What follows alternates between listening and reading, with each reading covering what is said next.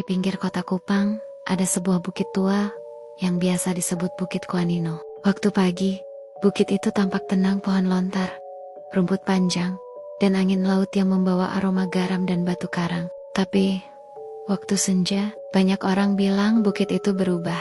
Namanya Mika, seorang mahasiswa dari luar pulau, datang ke Kupang untuk penelitian laut. Suatu sore, Mika memutuskan mendaki Bukit Kuanino sendirian karena ingin melihat matahari tenggelam dari puncak bukit itu. Dia bawa kamera, tripod, dan sedikit bekal.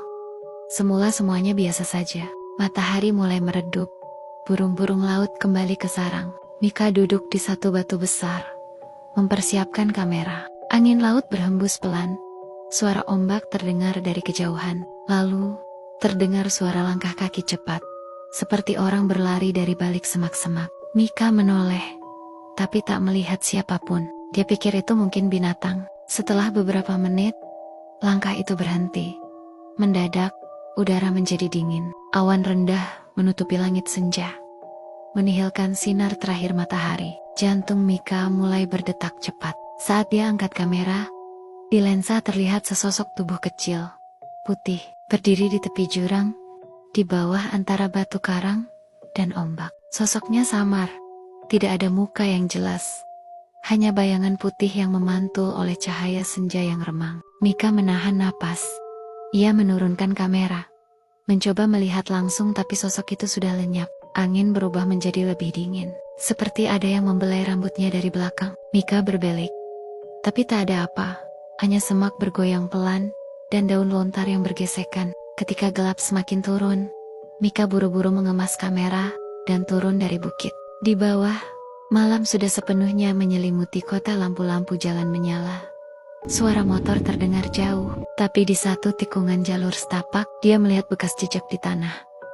Kaki kecil berlari tanpa tanda sepatu, membentuk tapak di tanah merah, seperti mengikis sedikit tanah dengan telapak kaki. Tapi ketika Mika dekati, jejak itu hilang lenyap, seolah tidak pernah ada. Malam itu, sesampainya di kamar kos, Mika tak bisa tidur. Tiap kali menutup mata, ia merasa ada bayangan putih di sudut kamar, di depan jendela. Bayangan itu diam, menunggu.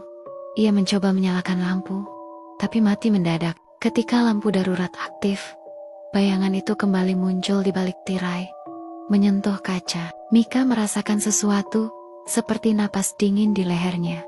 Dan ia tahu, sosok itu bukan hanya kenangan.